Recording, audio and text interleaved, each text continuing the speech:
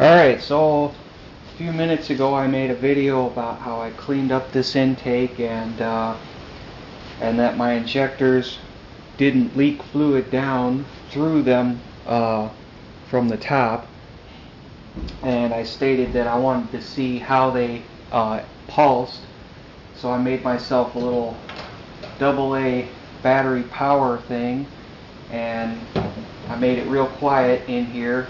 I had a momentary switch, but this momentary switch is open until you push it, or is it closed until you push it? Either way, this switch doesn't do what I wanted.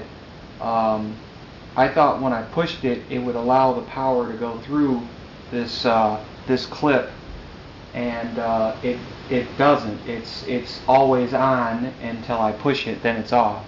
That's how I should say it. It's on right now, and then when I push it, it's off. And I thought it was the other way around, which is kind of a bummer. So I made it real quiet in here.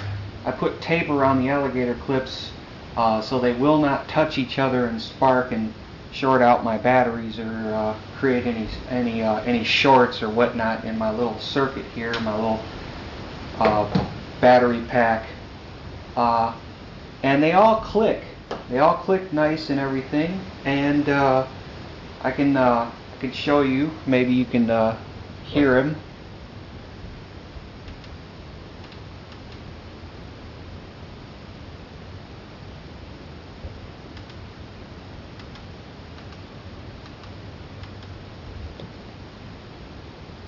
That one down there is kind of hard to get to because I got a clip there. I got the clip right there. There it goes. They all click, so they all fire. If I didn't hear a click, I would be worried that one of them wasn't firing, and I think they all fire just fine. I'm going to pressurize it up with air like I did before, and I'm going to fire a couple of them. Hopefully there's no fluid left in there that's going to come out. I'll fire the one furthest away from me. Pressurize it. Oh, that's too much pressure.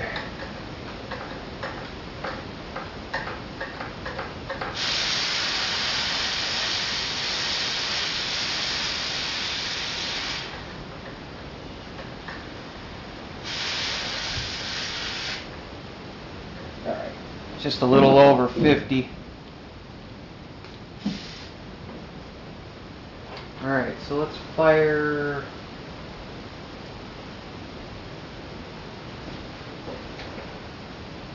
Well, now that I've fired it, I got a little bubbling going on down here on, looks like number 1. Oh, that's 2. Well, that's 3.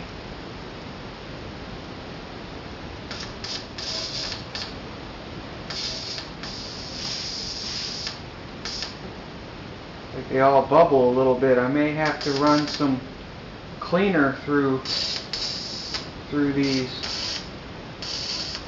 They're all bubbling. Let me move the camera. I don't want to get this shit on my camera. I really don't want to get this shit in the air. I'm going to have to do this in the other shop.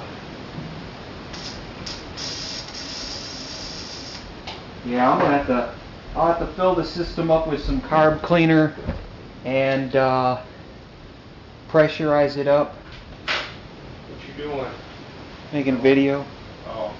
I'll be done in a minute. Alright, I'll be there. Yep, in a minute. Let me finish this up real quick. And I'll fill up the tube here with, I'll just pour it in and let it fill into the injection tubing. The fuel rail, that's what I'm trying to grasp. The fuel rail. I'll let it fill the fuel rail up, and I'll put a better cap on this, the return, where the pressure return is, and because this seems to hold just fine, believe it or not, holds 50 pounds, and this cap, like I mentioned before, does not hold the 50 pounds of air pressure it leaks right through real slow. Well, now it's not leaking. Wonder what's different.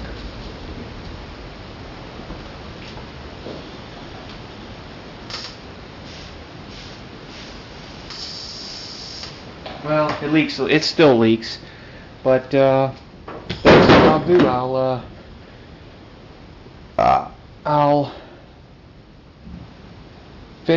get a better cap on there, pick up some fuel injection cleaner, and I'll probably do this outside. I probably won't make a video of that because I'll be doing it outside and it's cold, and I'll fill it up and then run it outside and pulse it several times. Well, not with my momentary switch.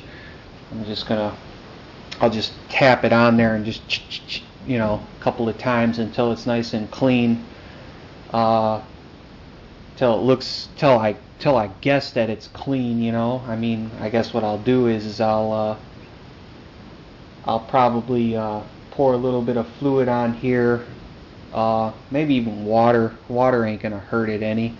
It's plastic and rubber, you know. I mean, what's gonna hurt? I'm gonna rinse it right off anyway with I'll blow it right off with some air.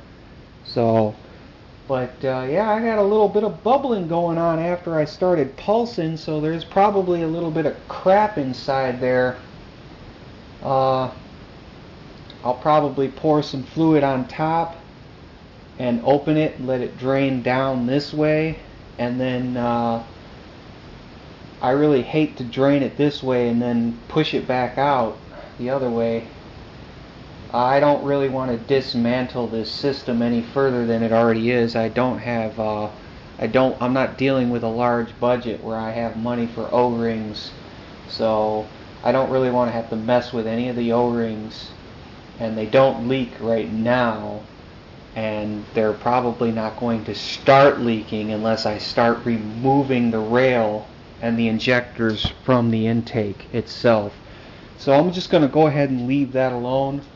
What I'll probably do, instead of rinsing it down first, I'll go up several times with the cleaner, and then I'll go down, and instead of pushing it back out, I'll just let it run down and just let it run through, hold it open for a second, let it run through, and then drain it out through the through my little hose and whatnot there, and that way I won't run the particles back through the tip if there's any lodged in there.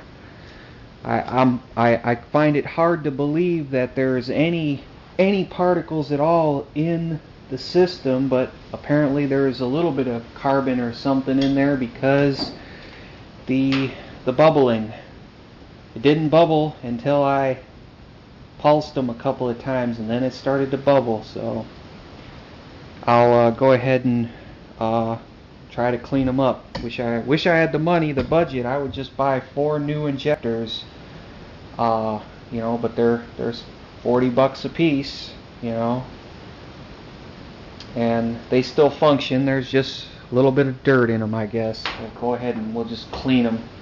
I see people doing all kinds of different ways to clean them, and one of them is similar to this method, but I'm not dismantling the whole system to do it. I'm not removing the rail.